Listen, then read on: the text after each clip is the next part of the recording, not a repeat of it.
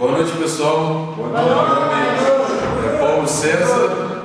O AB3 vai apresentar para vocês a dissertação que tem por título Práticas Musicais Extraescolares de Adolescentes. Essa dissertação foi feita pelo Rabaioli na cidade de Paraná, numa escola municipal desse município.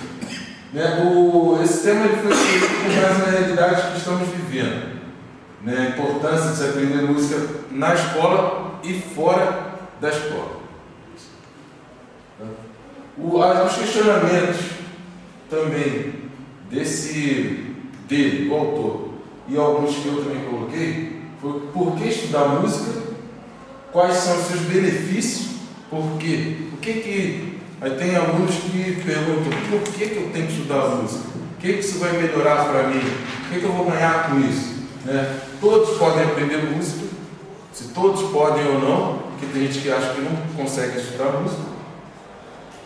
E o que eu perco ou não em saber tocar um instrumento.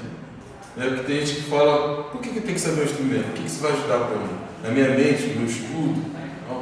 Então foram esses questionamentos. O objetivo da pesquisa é entender o universo musical dos adolescentes, que é um universo musical diferente, de músicas desde, bar até Égua Pocotó, que não deixa de ser MPB, que é a música popular brasileira, desmistificar a importância dada à música pelos pais, que infelizmente, dentro de casa, muitos grandes músicos são praticamente excluídos da música devido à importância que os seus pais dão à música e não projetam isso para o filho. Investigar as preferências musicais dos jovens, que, como eu já disse, vai de uma questão mais clássica até bem popular, chegando até a músicas eletrônicas. Se for o quadro de revisão de leitura dos artigos que foram feitos, tem como levantar só um pouquinho? Acho que não vai aparecer não. Tá, do artigo 1, não vai aparecer. Passa um. Aí, obrigado. O artigo 1 foi falando sobre os professores de música nas escolas públicas de ensino.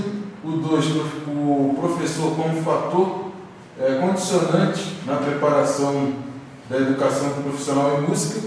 Que o professor também, assim como muita gente tem karma de matemática, física e química, porque não tiveram bons professores quando mais novos.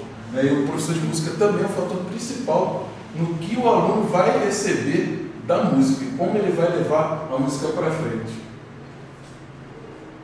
As reflexões e análise dos dados revelam a sensibilidade e a determinados recursos e ou práticas tende a evidenciar índices diferenciados de fazeres musicais realizados pelos diferentes astros sociais. Rabaioli disse isso. Ainda temos que dar muito mais importância ao fazer musical e educação através da música.